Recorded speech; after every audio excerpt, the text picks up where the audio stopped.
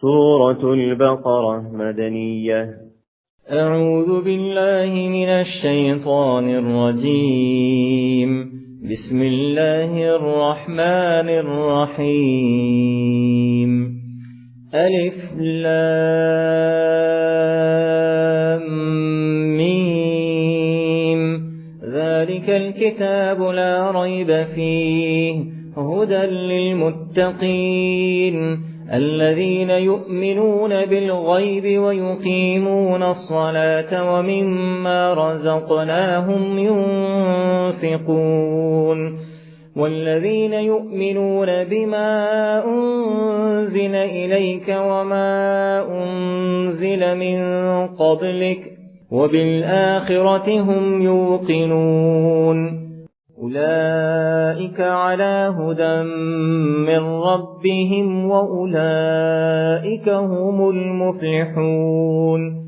إن الذين كفروا سواء عليهم أأنذرتهم أم لم تنذرهم لا يؤمنون ختم الله على قلوبهم وعلى سمعهم وعلى أبصارهم غشاوة ولهم عذاب عظيم ومن الناس من يقول آمنا بالله وباليوم الآخر وما هم بمؤمنين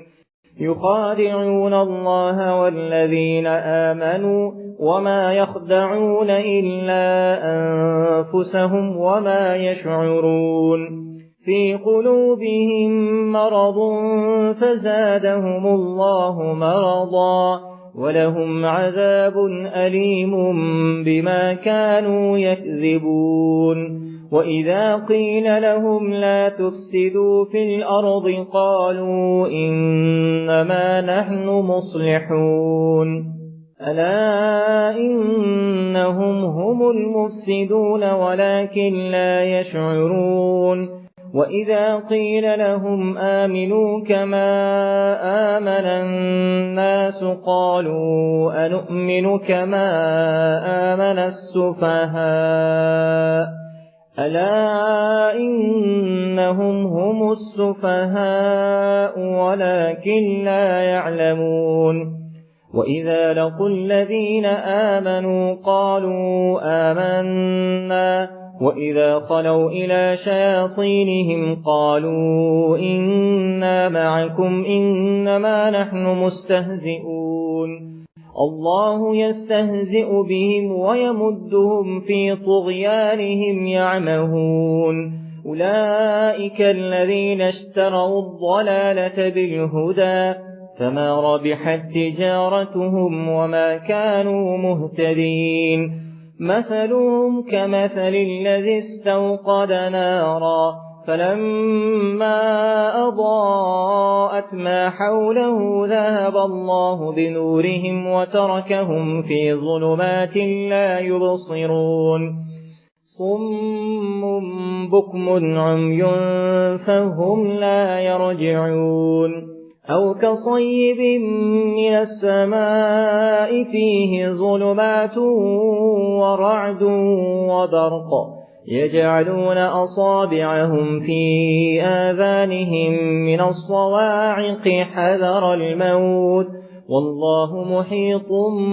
بالكافرين يكاد البرق يخطف أبصارهم كلما أضاء لهم مشوا فيه وإذا أظلم عليهم قاموا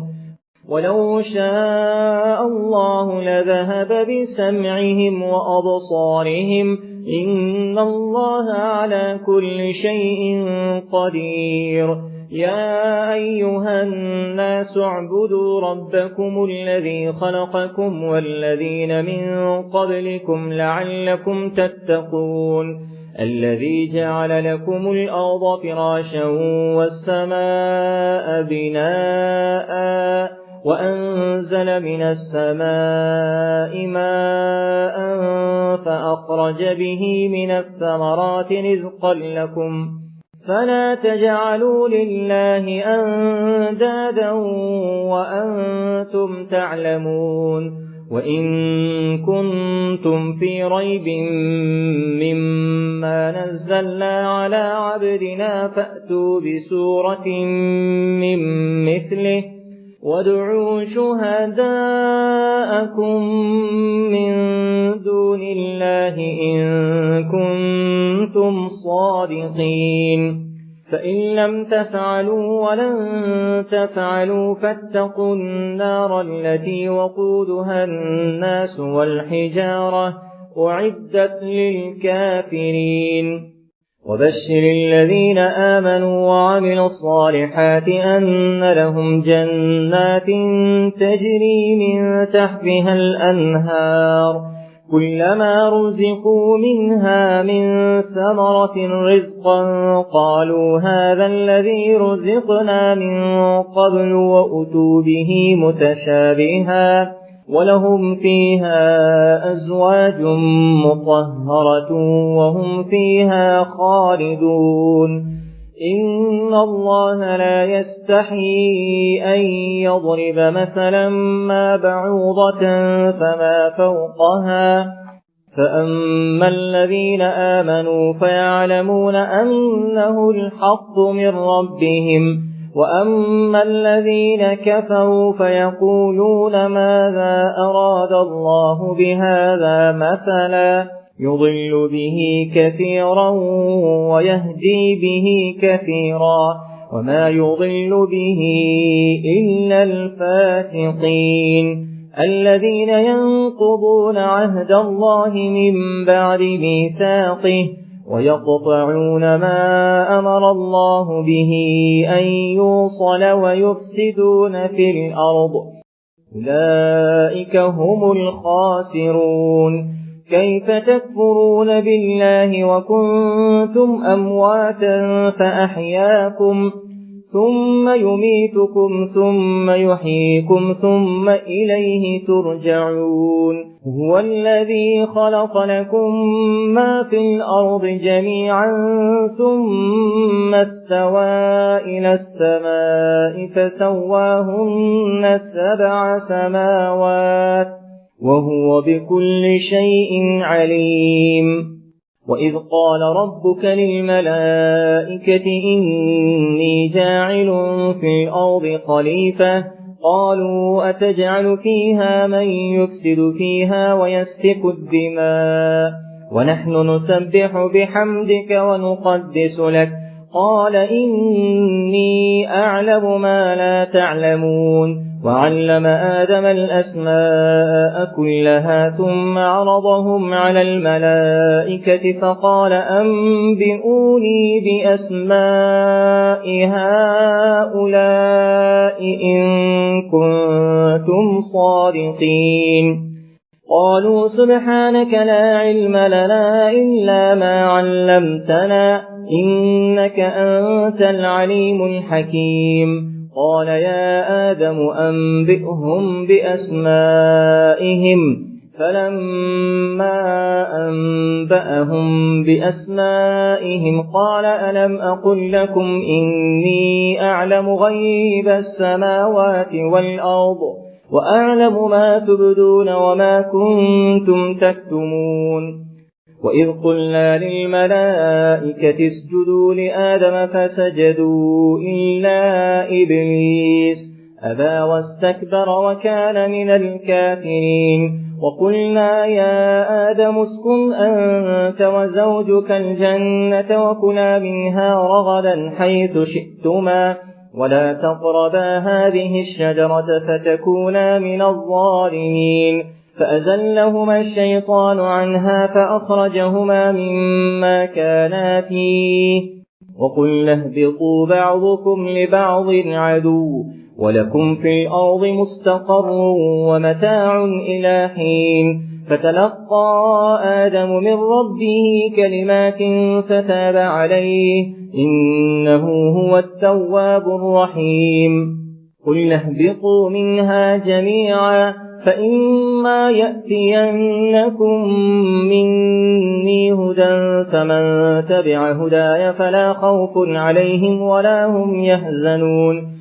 والذين كفروا وكذبوا بآياتنا أولئك أصحاب النار هم فيها خالدون يا بني إسرائيل اذكروا نعمتي التي أنعمت عليكم وأوفوا بعهدي أوف بعهدكم وإياي فارهبون وآمنوا بما أنزلت مصدقا لما معكم ولا تكونوا أول كافر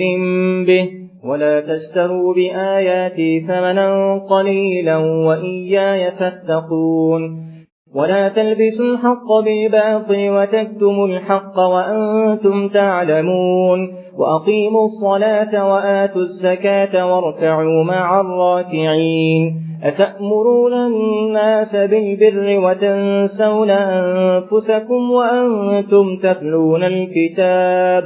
أفلا تعقلون واستعينوا بالصبر والصلاة وإنها لكبيرة إلا على الخاشعين الذين يظنون أنهم ملاقو ربهم وأنهم إليه راجعون يا بني إسرائيل اذكروا نعمتي التي أنعمت عليكم وأني فضلتكم على العالمين واتقوا يوما لا تجزي نفس عن نفس شيئا ولا يقبل منها شفاعة ولا يؤخذ منها عدل ولا هم ينصرون وإذ نجيناكم من آل فرعون يسومونكم سوء العذاب يذبحون أبناءكم ويستحيون نساءكم وفي ذلكم بلاء من ربكم عظيم وإذ فرضنا بكم البحر فأنجيناكم وأغرقنا آل فرعون وأنتم تنظرون وإذ واعدنا موسى 40 ليلة ثم اتخذتم العجل من بعده وأنتم ظالمون ثم عفونا عنكم من بعد ذلك لعلكم تشكرون وإذ آتينا موسى الكتاب والفرقان لعلكم تهتدون وإذ قال موسى لقومه يا قوم إنكم ظلمتم أنفسكم باتخاذكم العجل فتوبوا إلى بارئكم فاقتلوا أنفسكم ذلكم خير لكم عند بارئكم فتاب عليكم إنه هو التواب الرحيم وإذ قلتم يا موسى لن نؤمن لك حتى نرى الله جهرة فأخذتكم الصاعقة وأنتم تنظرون ثم بعثناكم من بعد موتكم لعلكم تشكرون وظللنا عليكم الغمام وأنزلنا عليكم المن والسلوى كلوا من طيبات ما رزقناكم وما ظلمونا ولكن كانوا أنفسهم يظلمون وإذ قلنا ادخلوا هذه القرية فكلوا منها حيث شئتم رغدا وادخلوا الباب سجدا وقولوا حطة نغفر لكم خطاياكم وسنزيد المحسنين فبدل الذين ظلموا قولا غير الذي قيل لهم فأنزلنا على الذين ظلموا رجزا من السماء بما كانوا يفسقون وإذ استسقى موسى لقومه فقل اضرب بعصاك الحجر فانفجرت منه 12 عينا قد علم كل أناس مشربهم كلوا واشربوا من رزق الله ولا تعثوا في الأرض مفسدين وإذ قلتم يا موسى لن نصبر على طعام واحد فادع لنا ربك يخرج لنا مما تنبت الأرض من بقلها وقثائها وفومها وعدسها وبصلها قال أتستبدلون الذي هو أدنى بالذي هو خير اهبطوا مصرا فإن لكم ما سألتم وضربت عليهم الذلة والمسكنة وباءوا بغضب من الله ذلك بأنهم كانوا يكفرون بآيات الله ويقتلون النبيين بغير الحق ذلك بما عصوا وكانوا يعتدون إن الذين آمنوا والذين هادوا والنصارى والصابئين من آمن بالله واليوم الآخر وعمل صالحا فلهم أجرهم عند ربهم ولا خوف عليهم ولا هم يحزنون وإذ أخذنا ميثاقكم ورفعنا فوقكم الطور خذوا ما آتيناكم بقوة واذكروا ما فيه لعلكم تتقون ثم توليتم من بعد ذلك فلولا فضل الله عليكم ورحمته لكنتم من الخاسرين ولقد علمتم الذين اعتدوا منكم في السبت فقلنا لهم كونوا قردة خاسئين فجعلناها نكالا لما بين يديها وما خلفها وموعظة للمتقين وإذ قال موسى لقومه إن الله يأمركم أن تذبحوا بقرة قالوا أتتخذنا هزوا قال أعوذ بالله أن أكون من الجاهلين قالوا ادع لنا ربك يبين لنا ما هي قال إنه يقول إنها بقرة لا فارض ولا بكر عوان بين ذلك ففعلوا ما تؤمرون قالوا ادع لنا ربك يبين لنا ما لونها قال إنه يقول إنها بقرة صفراء فاقع لونها تسر الناظرين قالوا ادع لنا ربك يبين لنا ما هي إن البقرة شابه علينا وإنا إن شاء الله لمهتدون قال إنه يقول إنها بقرة لا ذلول تثير الأرض ولا تسقي الحرث مسلمة لا شية فيها قالوا الآن جئت بالحق فذبحوها وما كادوا يفعلون وإذ قتلتم نفسا فادارأتم فيها والله مخرج ما كنتم تكتمون فقلنا اضربوه ببعضها كذلك يحيي الله الموتى ويريكم آياته لعلكم تعقلون ثم قست قلوبكم من بعد ذلك فهي كالحجارة أو أشد قسوة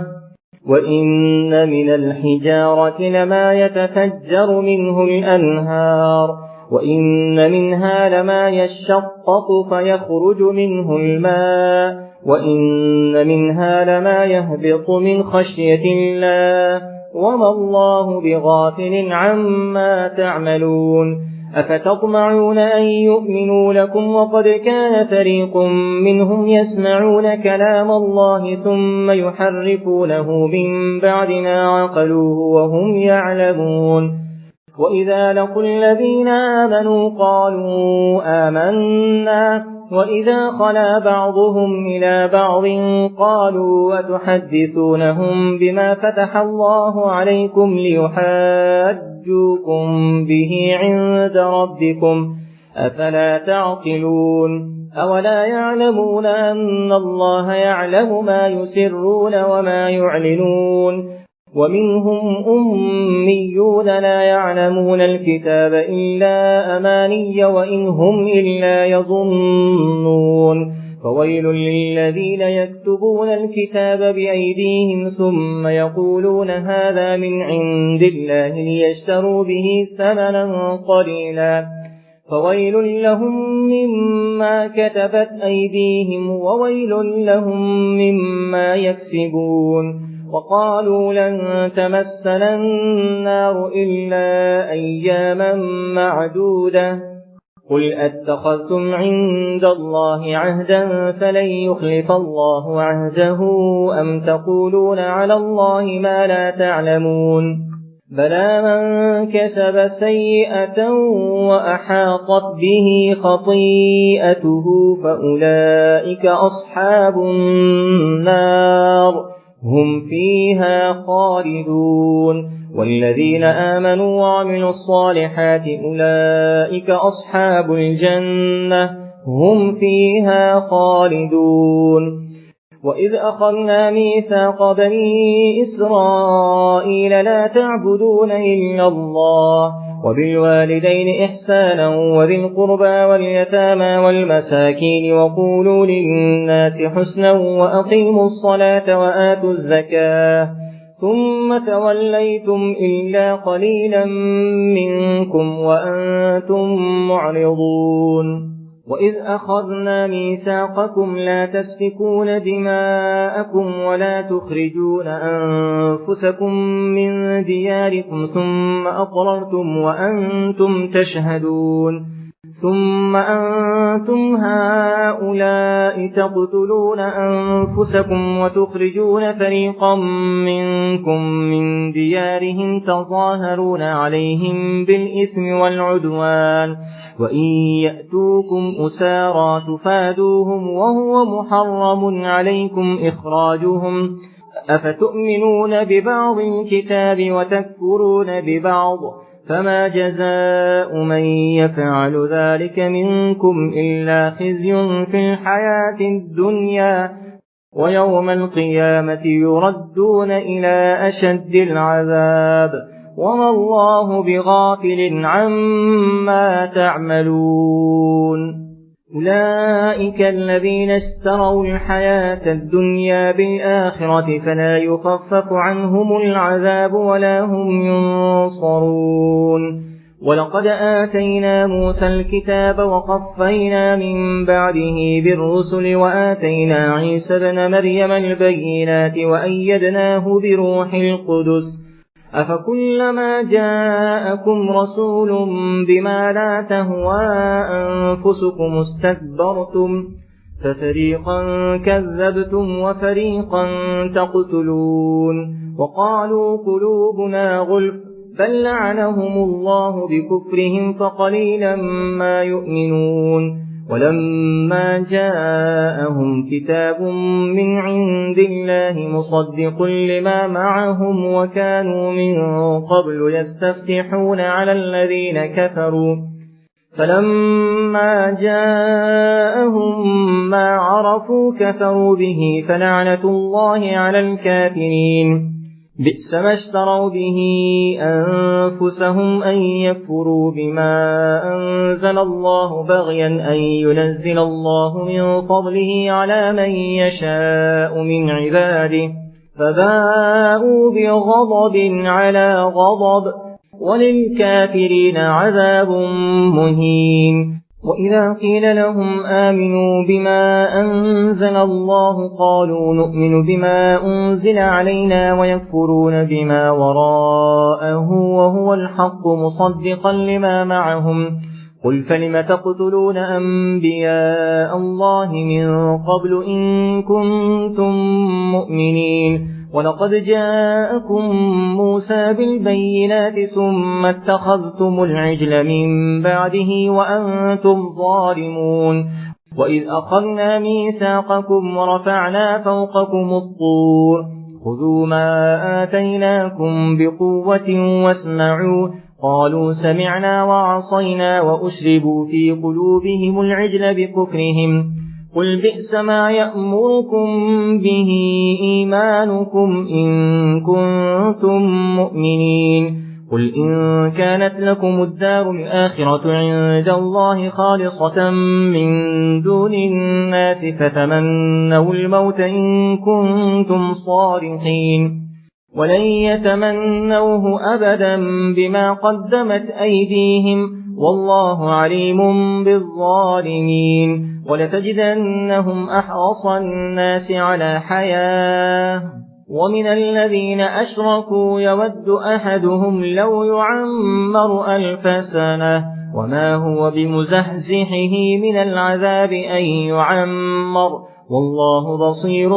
بما يعملون قل من كان عدوا لجبريل فإنه نزله على قلبك بإذن الله مصدقا لما بين يديه وهدى وبشرى للمؤمنين من كان عدوا لله وملائكته ورسله وجبريل وميكال فإن الله عدو للكافرين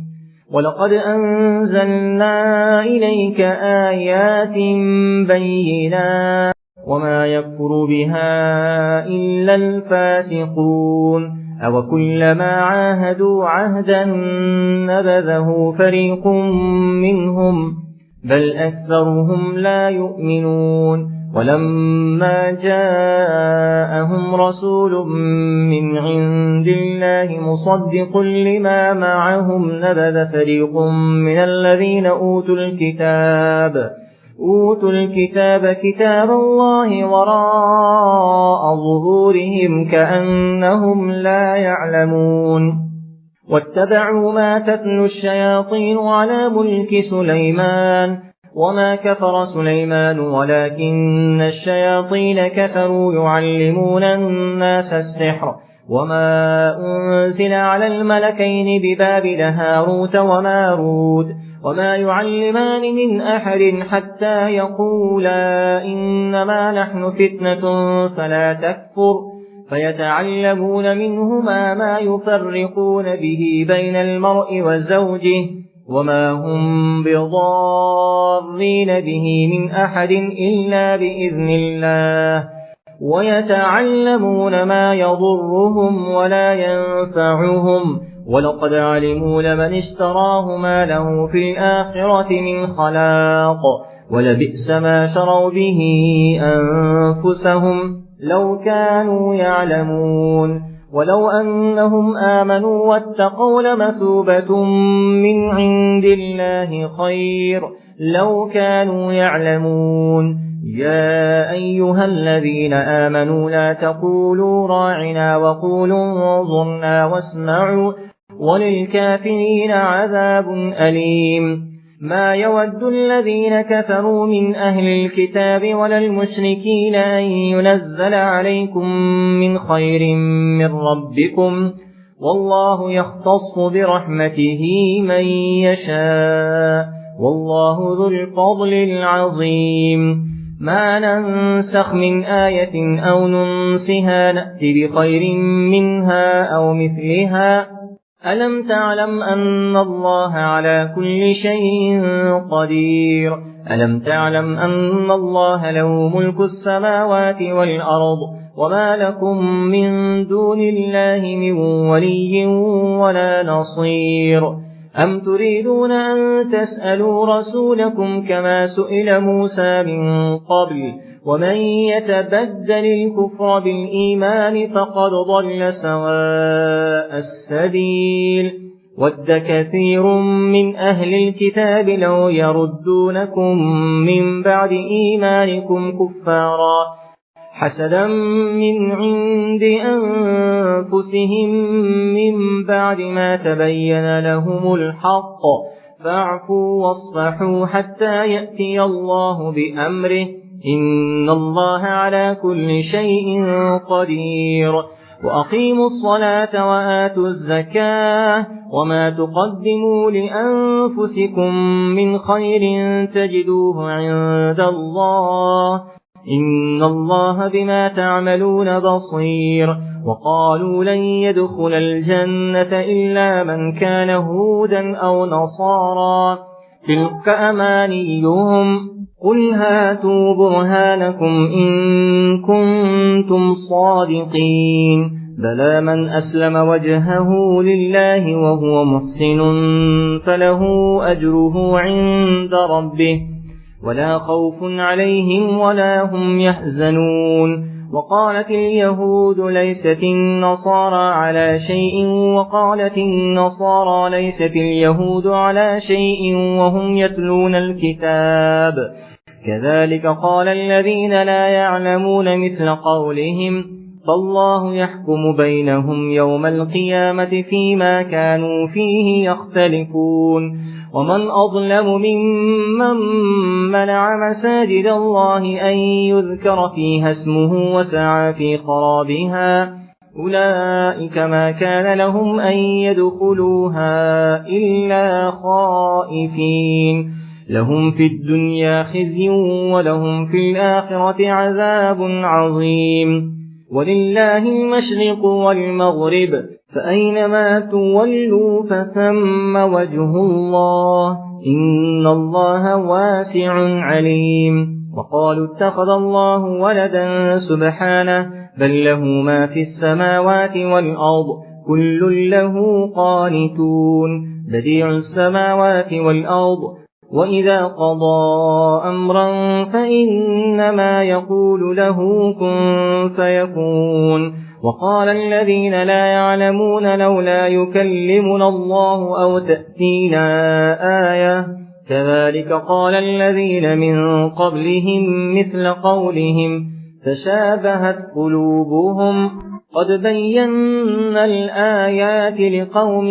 يوقنون. إنا أرسلناك بالحق بشيرا ونذيرا ولا تسأل عن أصحاب الجحيم. ولن ترضى عنك اليهود ولا النصارى حتى تتبع ملتهم قل إن هدى الله هو الهدى ولئن اتبعت أهواءهم بعد الذي جاءك من العلم ما لك من الله من ولي ولا نصير. الذين آتيناهم الكتاب يتلونه حق تلاوته أولئك يؤمنون به ومن يكفر به فأولئك هم الخاسرون. يا بني إسرائيل اذكروا نعمتي التي أنعمت عليكم وأني فضلتكم على العالمين واتقوا يوما لا تجزي نفس عن نفس شيئا ولا يقبل منها عدل ولا تنفعها شفاعة ولا هم ينصرون. وإذ ابتلى إبراهيم ربه بكلمات فأتمهم قال إني جاعلك للناس إماما قال ومن ذريتي قال لا ينال عهد الظالمين. وإذ جعلنا البيت مثابة للناس وأمنا واتخذوا من مقام إبراهيم مصلى وعهدنا إلى إبراهيم وإسماعيل أن طهرا بيتي للطائفين والعاكفين والركع السجود. وإذ قال إبراهيم رب اجعل هذا بلدا آمنا وارزق أهله من الثمرات من آمن منهم بالله واليوم الآخر قال ومن كفر فأمتعه قليلا ثم أضطره إلى عذاب النار وبئس المصير. وإذ يرفع إبراهيم القواعد من البيت وإسماعيل ربنا تقبل منا إنك أنت السميع العليم ربنا وجعلنا مسلمين لك ومن ذريتنا أمة مسلمة لك وأرنا مناسكنا وتب علينا إنك أنت التواب الرحيم. ربنا وابعث فيهم رسولا منهم يتلو عليهم آياتك ويعلمهم الكتاب والحكمة ويزكيهم إنك أنت العزيز الحكيم ومن يرغب عن ملة إبراهيم إلا من سفه نفسه ولقد اصطفيناه في الدنيا وإنه في الآخرة لمن الصالحين إذ قال له ربه أسلم قال أسلمت لرب العالمين ووصى بها إبراهيم بنيه ويعقوب يا بني إن الله اصطفى لكم الدين فلا تموتن إلا وأنتم مسلمون أم كنتم شهداء إذ حضر يعقوب الموت إذ قال لبنيه ما تعبدون من بعدي قالوا نعبد إلهك وإله آبائك إبراهيم وإسماعيل وإسحاق إلها واحدا ونحن له مسلمون تلك أمة قد خلت لها ما كسبت ولكم ما كسبتم ولا تسألون عما كانوا يعملون وقالوا كونوا هودا أو نصارى تهتدوا قل بل ملة إبراهيم حنيفا وما كان من المشركين قولوا آمنا بالله وما أنزل إلينا وما أنزل إلى إبراهيم وإسماعيل وإسحاق ويعقوب والأسباط وما أوتي موسى وعيسى وما أوتي النبيون من ربهم لا نفرق بين أحد منهم ونحن له مسلمون فإن آمنوا بمثل ما آمنتم به فقد اهتدوا وإن تولوا فإنما هم في شقاق فسيكفيكهم الله وهو السميع العليم صبغة الله ومن أحسن من الله صبغة ونحن له عابدون قل أتحاجوننا في الله وهو ربنا وربكم ولنا أعمالنا ولكم أعمالكم ونحن له مخلصون أم تقولون إن إبراهيم وإسماعيل وإسحاق ويعقوب والأسباط كانوا هودا أو نصارى قل أأنتم أعلم أم الله ومن أظلم ممن كتم شهادة عنده من الله وما الله بغافل عما تعملون تلك أمة قد خلت لها ما كسبت ولكم ما كسبتم ولا تسألون عما كانوا يعملون سيقول السفهاء من الناس ما ولاهم عن قبلتهم التي كانوا عليها قل لله المشرق والمغرب يهدي من يشاء إلى صراط مستقيم وكذلك جعلناكم أمة وسطا لتكونوا شهداء على الناس ويكون الرسول عليكم شهيدا وما جعلنا القبلة التي كنت عليها إلا لنعلم من يتبع الرسول ممن ينقلب على عقبيه وإن كانت لكبيرة إلا على الذين هدى الله وما كان الله ليضيع إيمانكم إن الله بالناس لرؤوف رحيم قد نرى تقلب وجهك في السماء فلنولينك قبلة ترضاها فول وجهك شطر المسجد الحرام وحيث ما كنتم فولوا وجوهكم شطره وإن الذين أوتوا الكتاب ليعلمون أنه الحق من ربهم وما الله بغافل عما يعملون ولئن أتيت الذين أوتوا الكتاب بكل آية ما تبعوا قبلتك وما أنت بتابع قبلتهم وما بعضهم بتابع قبلة بعض ولئن اتبعت أهواءهم من بعد ما جاءك من العلم إنك إذا لمن الظالمين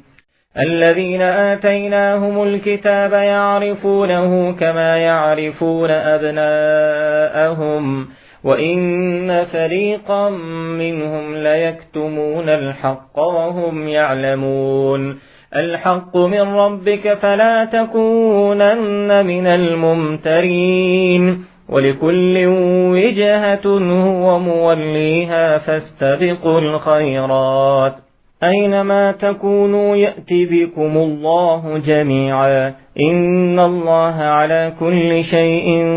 قدير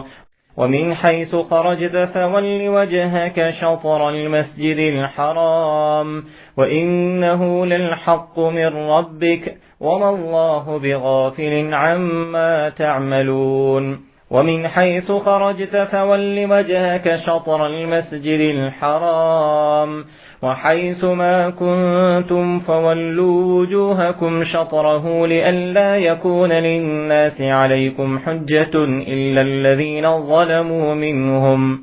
فلا تخشوهم واخشوني ولأتم نعمتي عليكم ولعلكم تهتدون كما أرسلنا فيكم رسولا منكم يتلو عليكم آياتنا ويزكيكم ويعلمكم الكتاب والحكمة ويعلمكم ما لم تكونوا تعلمون فاذكروني أذكركم واشكروا لي ولا تكفرون يا أيها الذين آمنوا استعينوا بالصبر والصلاة إن الله مع الصابرين ولا تقولوا لمن يقتل في سبيل الله أموات بل أحياء ولكن لا تشعرون ولنبلونكم بشيء من الخوف والجوع ونقص من الأموال والأنفس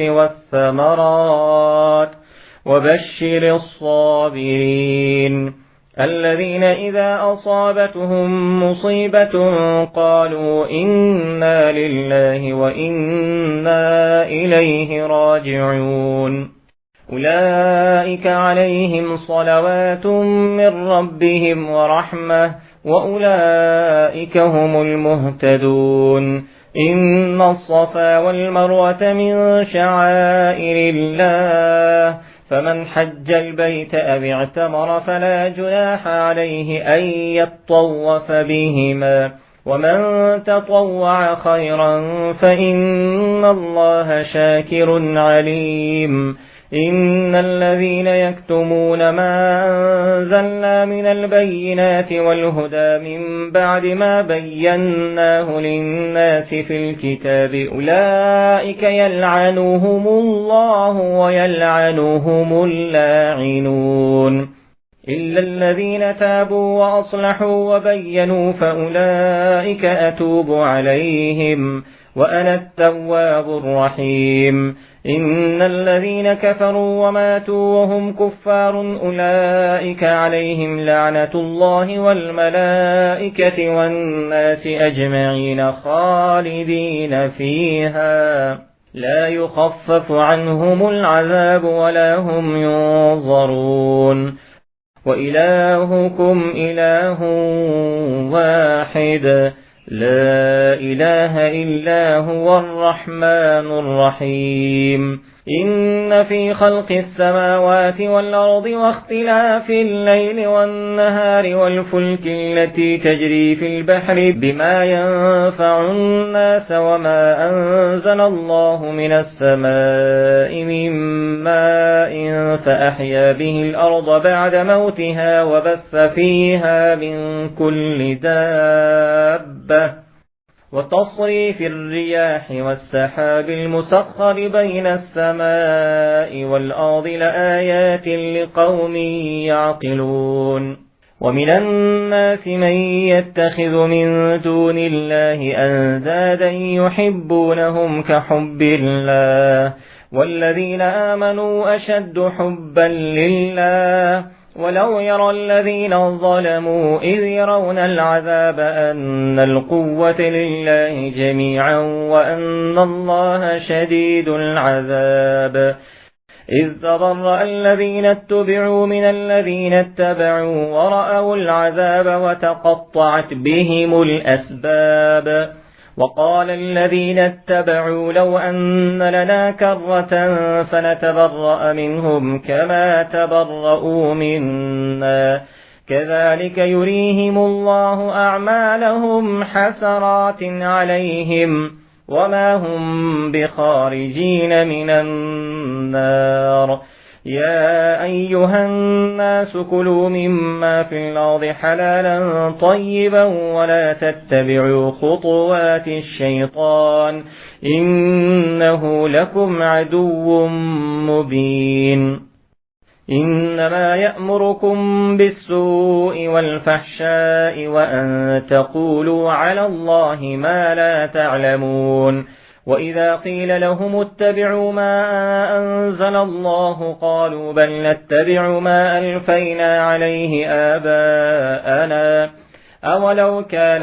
آباؤهم لا يعقلون شيئا ولا يهتدون ومثل الذين كفروا كمثل الذي ينعق بما لا يسمع إلا دعاء ونداء صم بكم عمي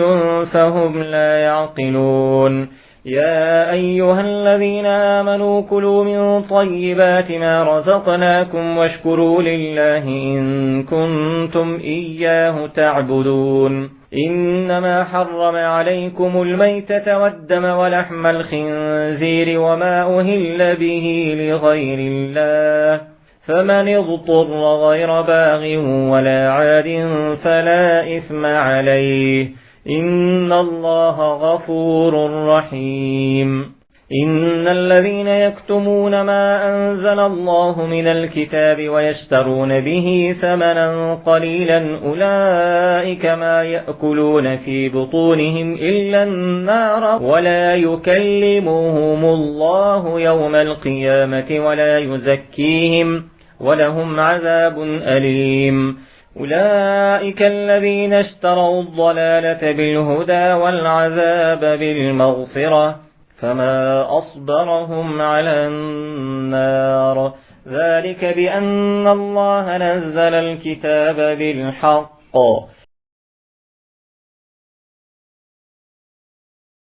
وإن الذين اختلفوا في الكتاب لفي شقاق بعيد ليس البر أن تولوا وجوهكم قبل المشرق والمغرب ولكن البر من آمن بالله واليوم الآخر والملائكة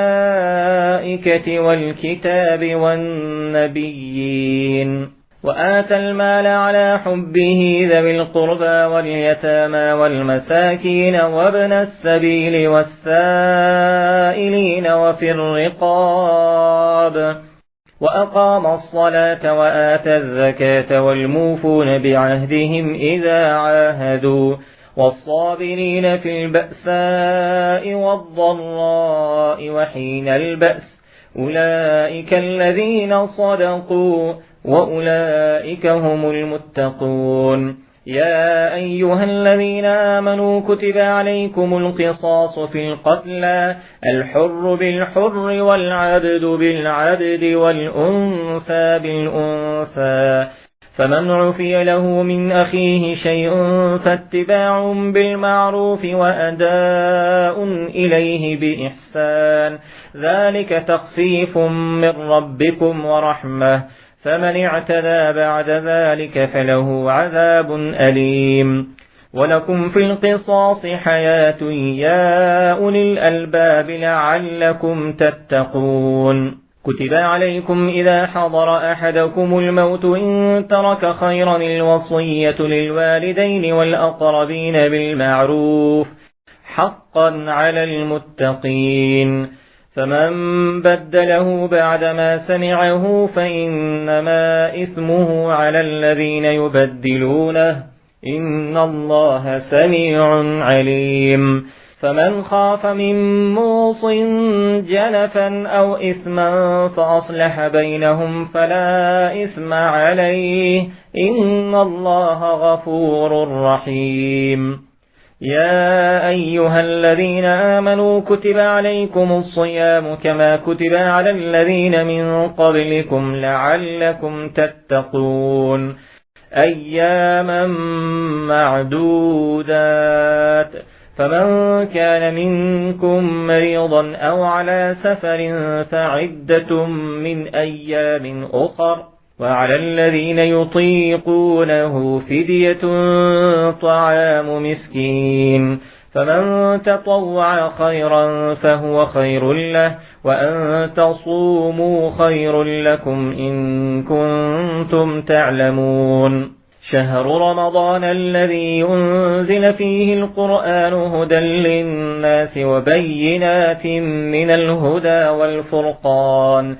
فمن شهد منكم الشهر فليصم، ومن كان مريضا أو على سفر فعدة من أيام أخر، يريد الله بكم اليسر ولا يريد بكم العسر ولتكملوا العدة ولتكبروا الله على ما هداكم ولعلكم تشكرون. وإذا سألك عبادي عني فإني قريب أجيب دعوة الداع إذا دعاني فليستجيبوا لي وليؤمنوا بي لعلهم يرشدون. وحل لكم ليلة الصيام الرفث إلى نسائكم هن لباس لكم وأنتم لباس لهن، علم الله أنكم كنتم تختانون أنفسكم فتاب عليكم وعفى عنكم، فالآن باشروهن وابتغوا ما كتب الله لكم، وكلوا واشربوا حتى يتبين لكم الخيط الأبيض من الخيط الأسود من الفجر، ثم أتموا الصيام إلى الليل، ولا تباشروهن وأنتم عاكفون في المساجد، تلك حدود الله فلا تقربوها، كذلك يبين الله آياته للناس لعلهم يتقون. ولا تأكلوا أموالكم بينكم بالباطل وتدلوا بها إلى الحكام لتأكلوا فريقا من أموال الناس بالإثم وأنتم تعلمون. يسألونك عن الأهلة قل هي مواقيت للناس والحج، وليس البر بأن تأتوا البيوت من ظهورها ولكن البر من اتقى، وأتوا البيوت من أبوابها، واتقوا الله لعلكم تفلحون. وقاتلوا في سبيل الله الذين يقاتلونكم ولا تعتدوا إن الله لا يحب المعتدين. واقتلوهم حيث ثقفتموهم وأخرجوهم من حيث أخرجوكم والفتنة أشد من القتل، ولا تقاتلوهم عند المسجد الحرام حتى يقاتلوكم فيه، فإن قاتلوكم فاقتلوهم، كذلك جزاء الكافرين، فإن انتهوا فإن الله غفور رحيم. وقاتلوهم حتى لا تكون فتنة ويكون الدين لله، فإن انتهوا فلا عدوان إلا على الظالمين. الشهر الحرام بالشهر الحرام والحرمات قصاص، فمن اعتدى عليكم فاعتدوا عليه بمثل ما اعتدى عليكم، واتقوا الله واعلموا أن الله مع المتقين. وأنفقوا في سبيل الله ولا تلقوا بأيديكم إلى التهلكة وأحسنوا إن الله يحب المحسنين. وأتموا الحج والعمرة لله، فإن أحصرتم فما استيسر من الهدي، ولا تحلقوا رؤوسكم حتى يبلغ الهدي محله، فمن كان منكم مريضا أو به أذى من رأسه ففدية من صيام أو صدقة أو نسك. فإذا أمنتم فمن تمتع بالعمرة إلى الحج فما استيسر من الهدي، فمن لم يجد فصيام 3 أيام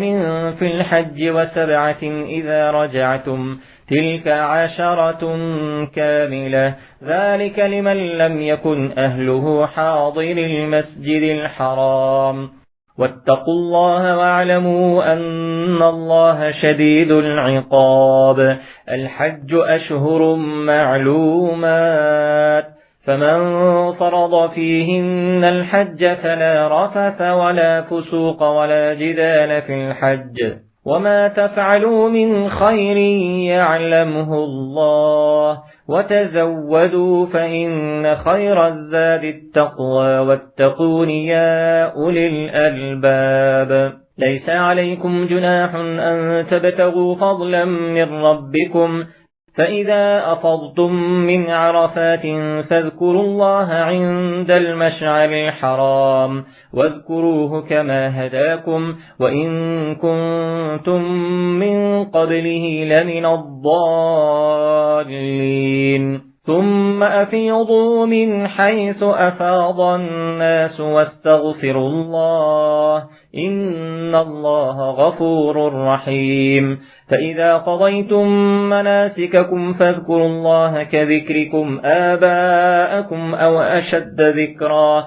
فمن الناس من يقول ربنا آتنا في الدنيا وما له في الآخرة من خلاق، ومنهم من يقول ربنا آتنا في الدنيا حسنة وفي الآخرة حسنة وقنا عذاب النار. أولئك لهم نصيب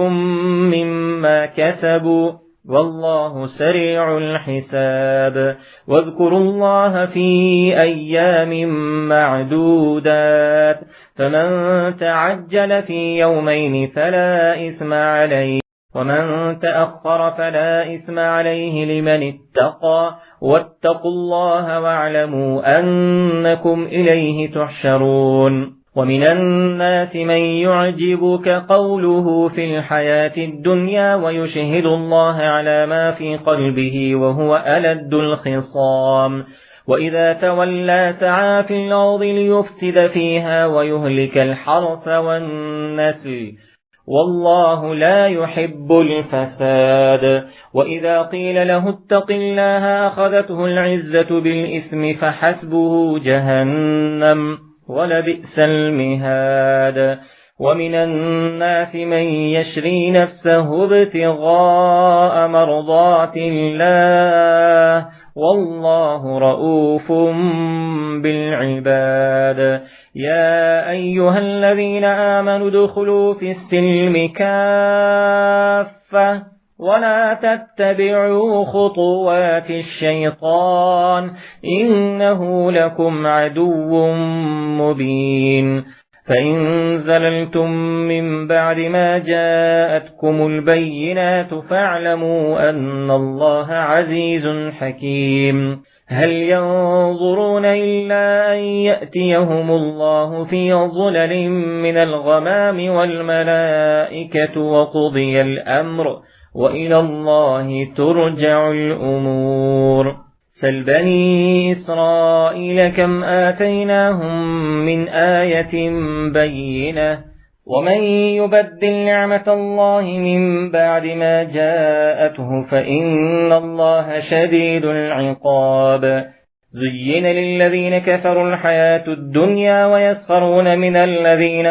آمنوا والذين اتقوا فوقهم يوم القيامة والله يرزق من يشاء بغير حساب. كان الناس أمة واحدة فبعث الله النبيين مبشرين ومنذرين وأنزل معهم الكتاب بالحق ليحكم بين الناس فيما اختلفوا فيه وما اختلف فيه إلا الذين أوتوه من بعد ما جاءتهم البينات بغيا بينهم فهدى الله الذين آمنوا لما اختلفوا فيه من الحق بإذنه والله يهدي من يشاء إلى صراط مستقيم. أم حسبتم أن تدخلوا الجنة ولما يأتكم مثل الذين خلوا من قبلكم مستهم البأساء والضراء وزلزلوا حتى يقول الرسول والذين آمنوا معه متى نصر الله ألا إن نصر الله قريب. يسألونك ماذا ينفقون قل ما أنفقتم من خير فللوالدين والأقربين واليتامى والمساكين وابن السبيل وما تفعلوا من خير فإن الله به عليم. كتب عليكم القتال وهو كره لكم وعسى أن تكرهوا شيئا وهو خير لكم وعسى أن تحبوا شيئا وهو شر لكم والله يعلم وأنتم لا تعلمون. يسألونك عن الشهر الحرام قتال فيه قل قتال فيه كبير وصد عن سبيل الله وكفر به والمسجد الحرام وإخراج أهله منه أكبر عند الله والفتنة أكبر من القتل ولا يزالون يقاتلونكم حتى يردوكم عن دينكم إن استطاعوا ومن يرتد منكم عن دينه فيمت وهو كافر فأولئك حبطت أعمالهم في الدنيا والآخرة وأولئك أصحاب النار هم فيها خالدون. إن الذين آمنوا والذين هاجروا وجاهدوا في سبيل الله أولئك يرجون رحمة الله والله غفور رحيم. يسألونك عن الخمر والميسر قل فيهما إثم كبير ومنافع للناس وإثمهما أكبر من نفعهما ويسألونك ماذا ينفقون قل العفو كذلك يبين الله لكم الآيات لعلكم تتفكرون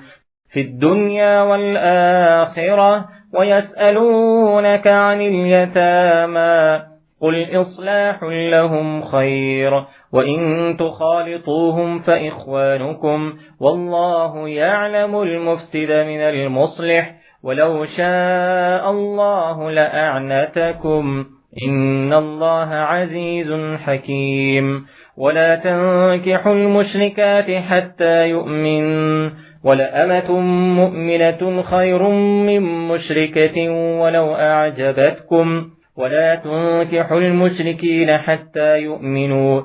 ولعبد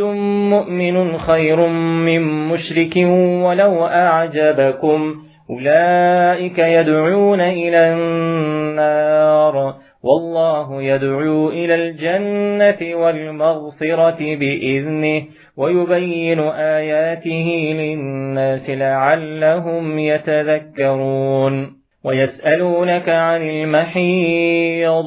قل هو أذى فاعتزلوا النساء في المحيض ولا تقربوهن حتى يطهرن فإذا تطهرن فأتوهن من حيث أمركم الله إن الله يحب التوابين ويحب المتطهرين. نساؤكم حرث لكم فأتوا حرثكم أنى شئتم وقدموا لأنفسكم واتقوا الله واعلموا أنكم ملاقوه وبشر المؤمنين. ولا تجعلوا الله عرضة لأيمانكم أن تبروا وتتقوا وتصلحوا بين الناس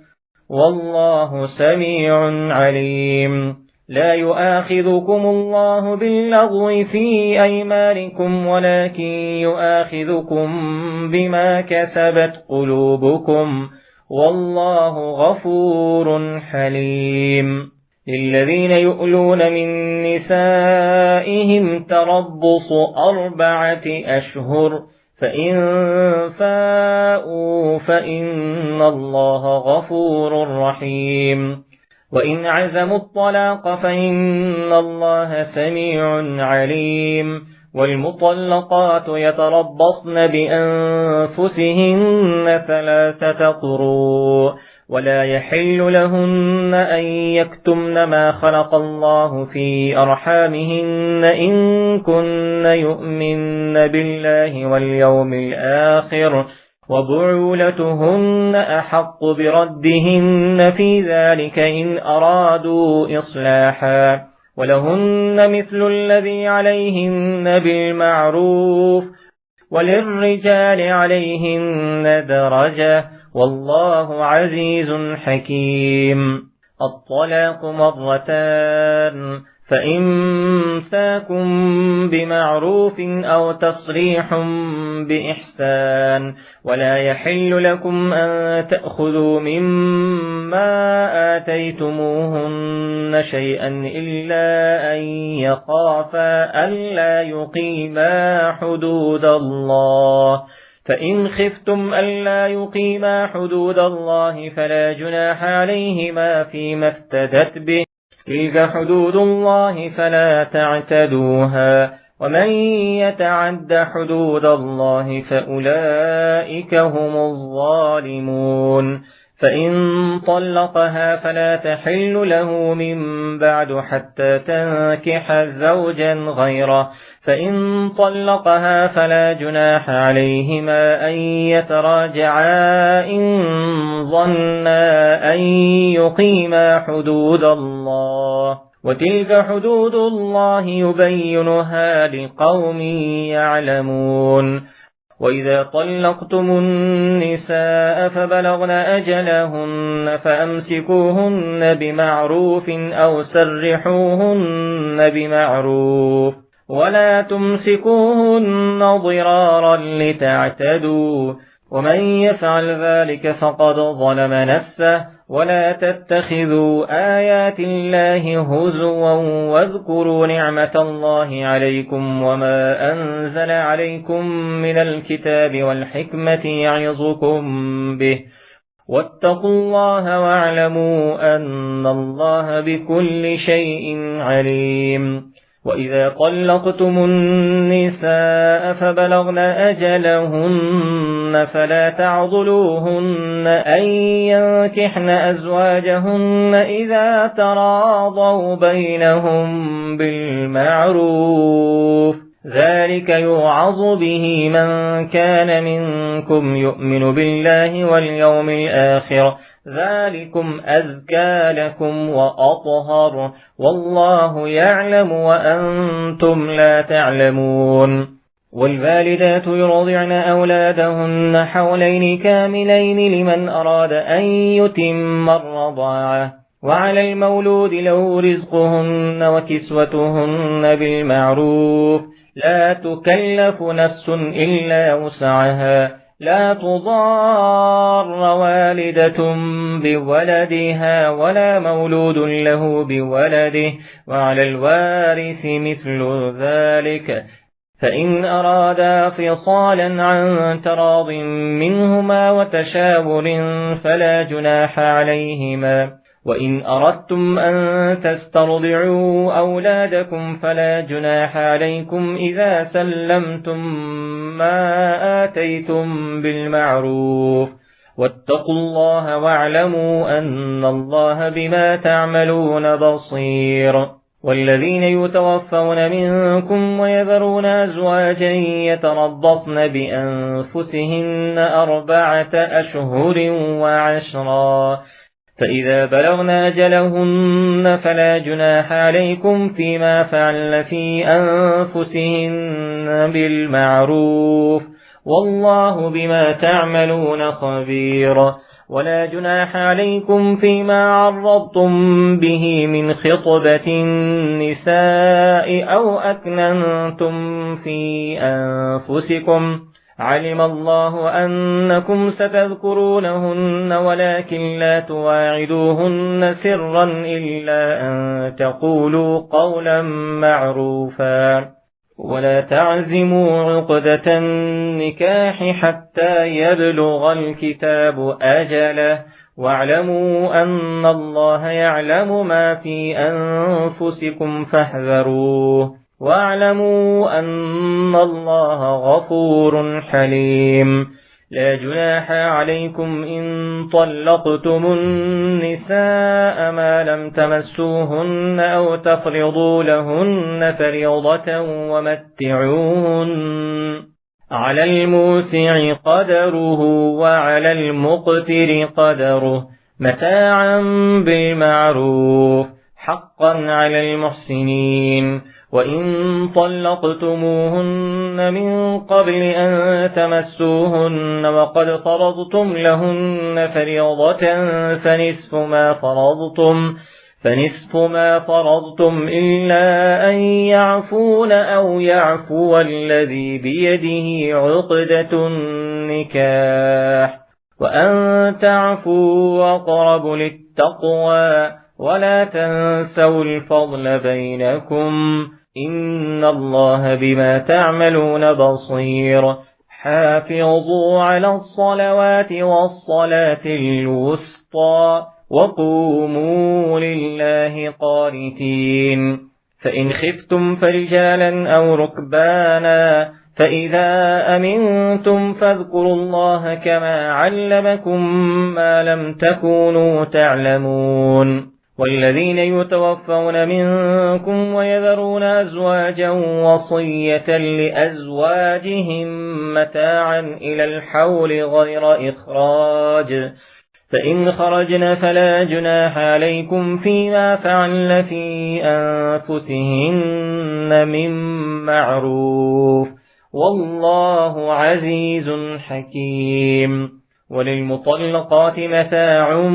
بالمعروف حقا على المتقين كذلك يبين الله لكم آياته لعلكم تعقلون. ألم تر إلى الذين خرجوا من ديارهم وهم ألوف حذر الموت فقال لهم الله موتوا ثم أحياهم إن الله لذو فضل على الناس ولكن أكثر الناس لا يشكرون. وقاتلوا في سبيل الله واعلموا أن الله سميع عليم. من ذا الذي يقرض الله قرضا حسنا فيضاعفه له أضعافا كثيرة والله يقبض ويبسط وإليه ترجعون. ألم تر إلى الملأ من بني إسرائيل من بعد موسى إذ قالوا لنبي له مبعث لنا ملكا نقاتل في سبيل الله قال هل عسيتم إن كتب عليكم القتال ألا تقاتلوا قالوا وما لنا ألا نقاتل في سبيل الله وقد أخرجنا من ديارنا وأبنائنا فلما كتب عليهم القتال تولوا إلا قليلا منهم والله عليم بالظالمين. وقال لهم نبيهم إن الله قد بعث لكم طالوت ملكا. قالوا أنى يكون له الملك علينا ونحن أحق بالملك منه ولم يؤت سعة من المال. قال إن الله اصطفاه عليكم وزاده بسطة في العلم والجسم والله يؤتي ملكه من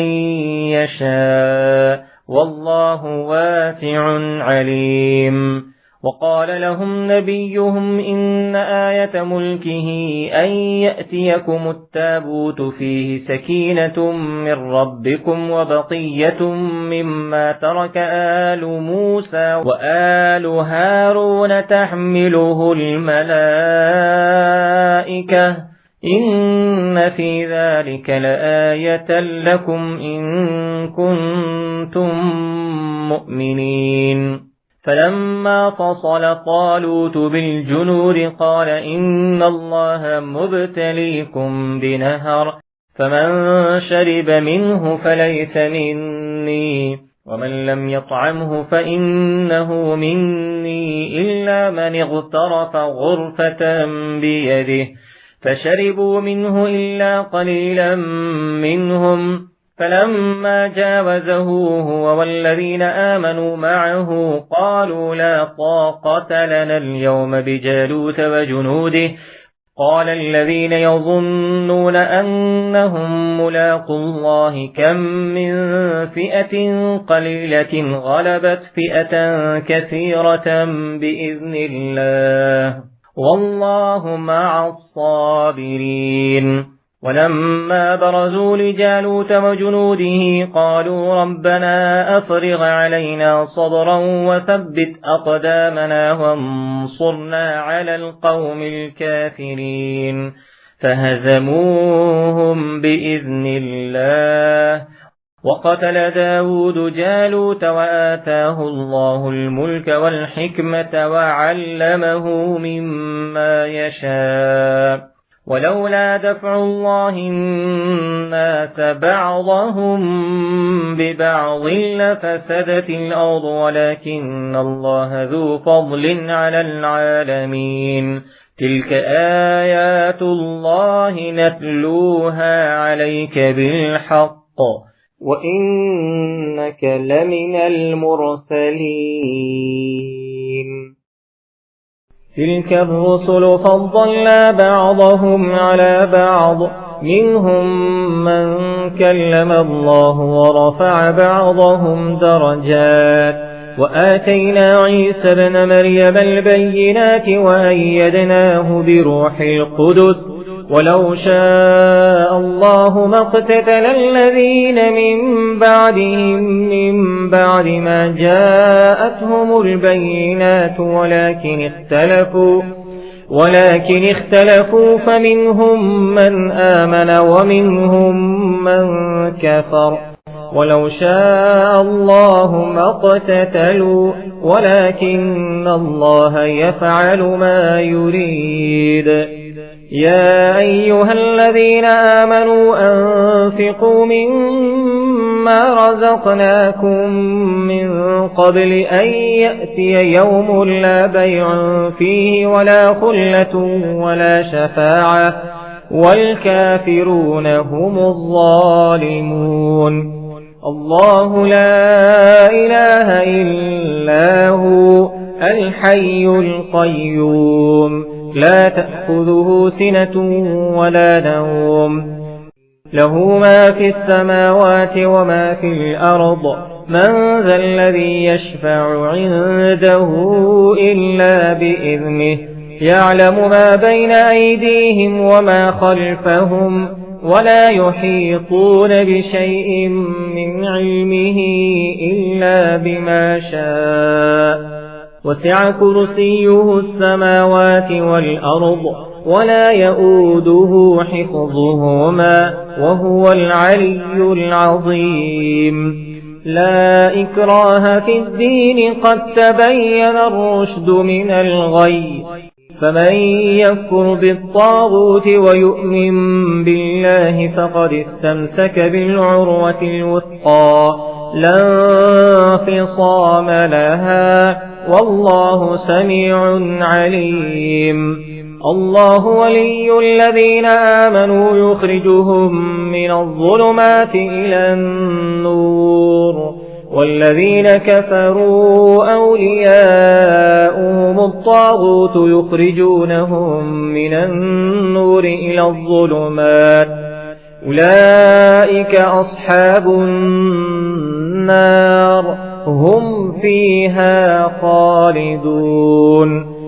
ألم تر إلى الذي حاج إبراهيم في ربه أن آتاه الله الملك إذ قال إبراهيم ربي الذي يحيي ويميت قال أنا أحيي وأميت قال إبراهيم فإن الله يأتي بالشمس من المشرق فأت بها من المغرب فبهت الذي كفر والله لا يهدي القوم الظالمين أو كالذي مر على قرية وهي خاوية على عروشها قال أنى يحيي هذه الله بعد موتها فأماته الله 100 عام ثم بعثه قال كم لبثت قال لبثت يوما أو بعض يوم قال بل لبثت 100 عام فانظر إلى طعامك وشرابك لم يتسنه وانظر إلى حمارك ولنجعلك آية للناس وانظر إلى العظام كيف ننشزها ثم نكسوها لحما فلما تبين له قال أعلم أن الله على كل شيء قدير وإذ قال إبراهيم رب أرني كيف تحيي الموتى قال أولم تؤمن قال بلى ولكن ليطمئن قلبي قال فخذ 4 من الطير فصرهن إليك ثم اجعل على كل جبل منهن جزءا ثم ادعهن يأتينك سعيا واعلم أن الله عزيز حكيم مثل الذين ينفقون أموالهم في سبيل الله كمثل حبة أنبتت 7 سنابل في كل سنبلة 100 حبة والله يضاعف لمن يشاء والله واسع عليم الذين ينفقون أموالهم في سبيل الله ثم لا يتبعون ما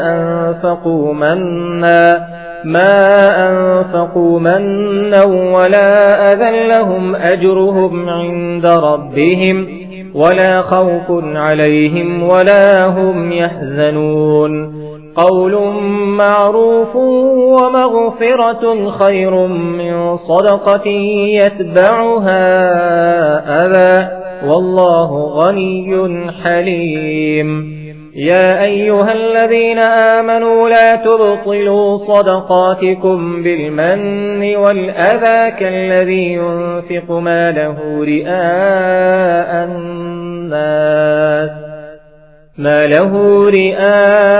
الناس ولا يؤمن بالله واليوم الآخر فمثله كمثل صفوان عليه تراب فأصابه وابل فتركه صلدا لا يقدرون على شيء مما كسبوا والله لا يهدي القوم الكافرين ومثل الذين ينفقون أموالهم ابتغاء مرضات الله وتثبيتا من أنفسهم كمثل جنة بربوة أصابها وابل فآتت أكلها ضعفين فإن لم يصبها وابل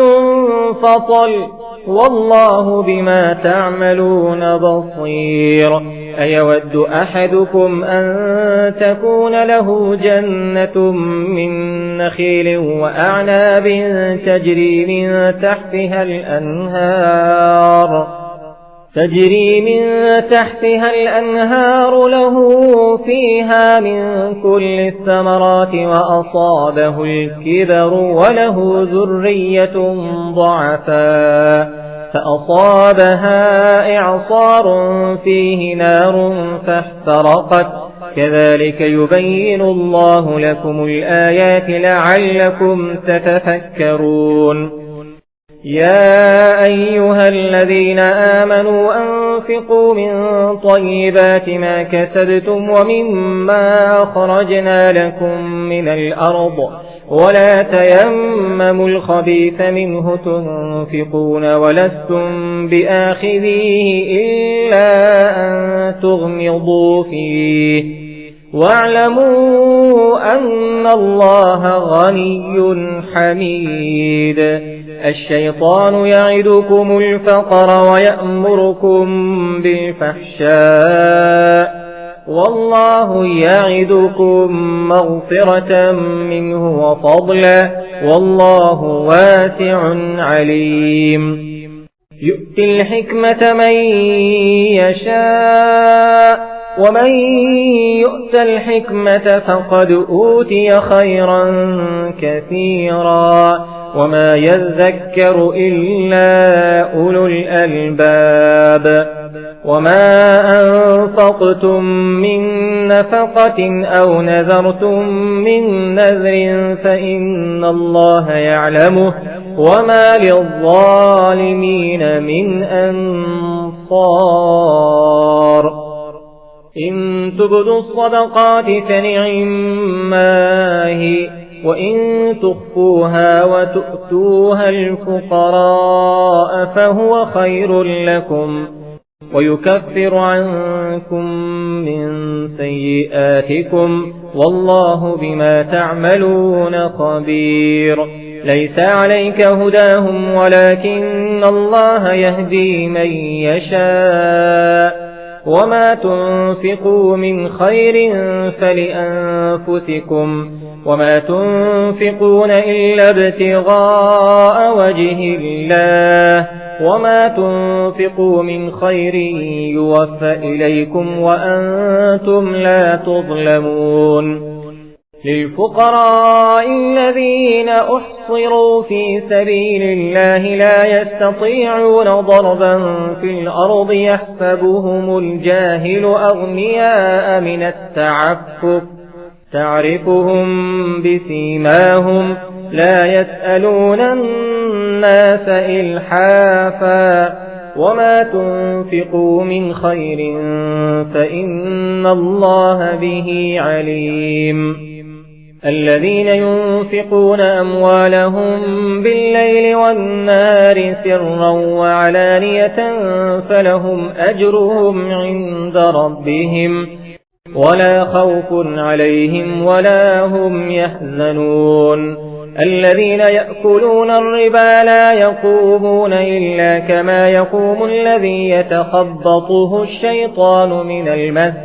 ذلك بأنهم قالوا إنما البيع مثل الربا وأحل الله البيع وحرم الربا. من جاءه موعظة من ربه فانتهى فله ما سلف وأمره إلى الله ومن عاد فأولئك أصحاب النار هم فيها خالدون. يمحق الله الربا ويربي الصدقات والله لا يحب كل كفار أثيم. إن الذين آمنوا وعملوا الصالحات وأقاموا الصلاة وآتوا الزكاة لهم أجرهم عند ربهم ولا خوف عليهم ولا هم يحزنون. يا أيها الذين آمنوا اتقوا الله وذروا ما بقي من الربا إن كنتم المؤمنين. فإن لم تفعلوا فأذنوا بحرب من الله ورسوله، وإن تبتم فلكم رؤوس أموالكم لا تظلمون ولا تظلمون. وإن كان ذو عسرة فنظرة إلى ميسرة، وأن تصدقوا خير لكم إن كنتم تعلمون. واتقوا يوما ترجعون فيه إلى الله ثم توفى كل نفس ما كسبت وهم لا يظلمون. يا أيها الذين آمنوا إذا تداينتم بدين إلى أجل مسمى فاكتبوه، وليكتب بينكم كاتب بالعدل، ولا يأب كاتب أن يكتب كما علمه الله فليكتب، وليملل الذي عليه الحق وليتق الله ربه ولا يبخس منه شيئا. فإن كان الذي عليه الحق سفيها أو ضعيفا أو لا يستطيع أن يمل هو فليملل وليه بالعدل، واستشهدوا شهيدين من رجالكم، فإن لم يكونا رجلين فرجل وامرأتان ممن ترضون من الشهداء أن تضل إحداهما فتذكر إحداهما الأخرى، ولا يأبى الشهداء إلى ما دعوا، ولا تسأموا أن تكتبوه صغيرا أو كبيرا إلى أجله، ذلكم أقسط عند الله وأقوم للشهادة وأدنى ألا ترتابوا إلا أن تكون تجارة حاضرة تديرونها بينكم، فليس عليكم جناح ألا تكتبوها. وأشهدوا إذا تبايعتم، ولا يضار كاتب ولا شهيد، وإن تفعلوا فإنه فسوق بكم، واتقوا الله ويعلمكم الله، والله بكل شيء عليم. وإن كنتم على سفر ولم تجدوا كاتبا فرهان مقبوضة، فإن أمن بعضكم بعضا فليؤدي الذي ائتمن أمانته وليتق الله ربه، ولا تكتموا الشهادة، ومن يكتمها فإنه آثم قلبه، والله بما تعملون عليم. لله ما في السماوات وما في الأرض، وإن تبدوا ما في أنفسكم أو تخفوه يحاسبكم به الله، فيغفر لمن يشاء ويعذب من يشاء، والله على كل شيء قدير. آمن الرسول بما أنزل إليه من ربه والمؤمنون كل آمن بالله وملائكته وكتبه ورسله لا نفرق بين أحد من رسله، وقالوا سمعنا وأطعنا غفرانك ربنا وإليك المصير. لا يكلف الله نفسا إلا وسعها، لها ما كسبت وعليها ما اكتسبت، ربنا لا تؤاخذنا إن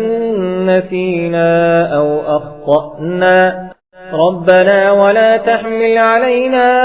إصرا كما حملته على الذين من قبلنا، ربنا ولا تحملنا ما لا طاقة لنا به واعف عنا واغفر لنا وارحمنا أنت مولانا فانصرنا على القوم الكافرين। हेलो दोस्तों, अगर आपको ये वीडियो पसंद आया हो तो वीडियो को लाइक करें और अपने दोस्तों से शेयर करें। नए वीडियो का नोटिफिकेशन पाने के लिए चैनल को सब्सक्राइब करें और घंटी के आइकन को दबा दें।